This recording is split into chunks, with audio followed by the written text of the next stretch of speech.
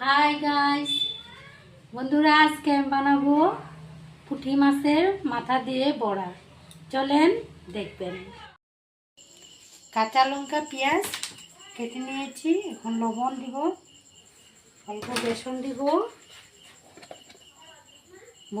বেসন অল্প দিয়েছি, দিচ্ছি পুঁটি মাছের মুড়ো। এখনো অল্প মেখে নিব জল দিয়ে। বড়া বানাবো, হয়ে গেছে। বড়াটা দিয়ে দেই।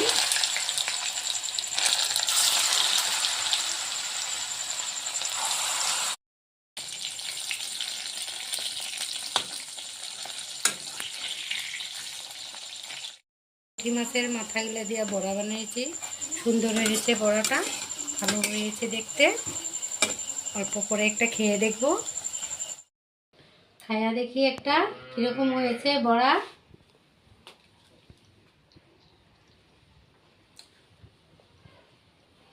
খুব ভালো হয়েছে।